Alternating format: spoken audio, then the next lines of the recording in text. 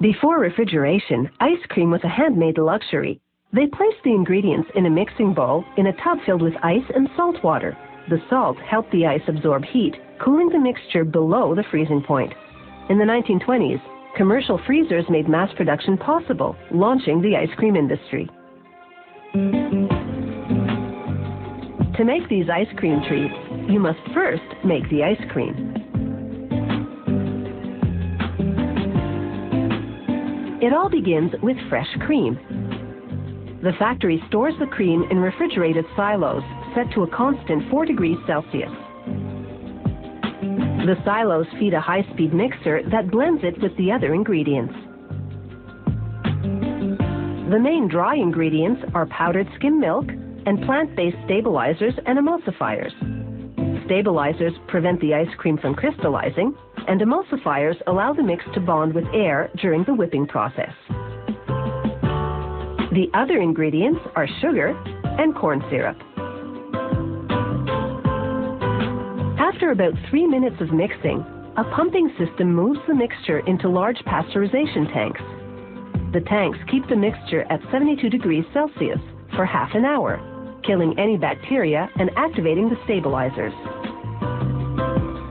Then the factory homogenizes the mixture, a process that breaks up the fat globules, giving the ice cream a smooth texture. They cool the mixture and add concentrated vanilla flavoring. Then they chill and whip everything for about 15 seconds. Whipping blends the mix with air, transforming it from a liquid to a soft solid. Without air, it would come out looking like frozen milk rather than ice cream. The ice cream sandwich wafers are made of chocolate cake ingredients. A filling machine feeds 2 lines of wafers towards an injection pipe in the center.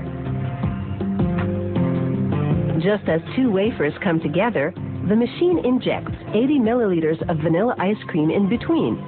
The pipe's head shapes the ice cream into a rectangular slab that fits perfectly between the wafers. All this happens at a rate of 140 ice cream sandwiches per minute.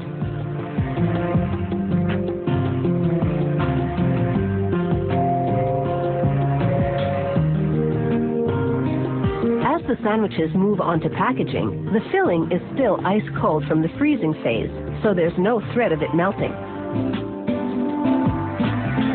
The packaging system raises each sandwich into a wrapper, then folds and tucks the ends. The next machine counts the sandwiches and inserts them in boxes. Once sealed, the boxes go directly into a storage freezer at minus 30 degrees Celsius. On another line, ice cream cone production is underway. A feeder drops pre-wrapped sugar cones into holders on a conveyor belt.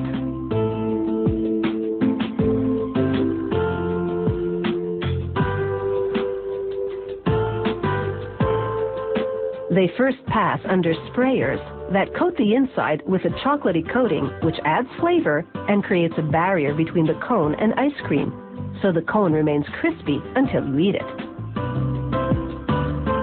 Next, nozzles squirt in the ice cream filling, 78 milliliters per cone.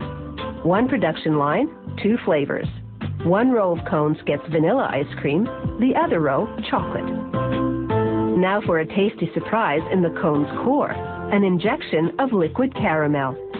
This factory also makes ice cream cones with chocolate and strawberry sauce inside. Next, a chocolate-flavored liquid topping. Then the crunchy finishing touch, a layer of chocolatey-coated puffed rice.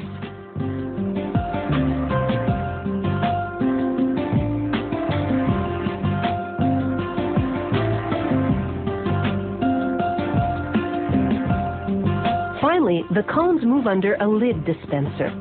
It applies a wax-coated paper lid to each one. A heating element instantly melts the wax, sealing the lid to the cone's paper sleeve.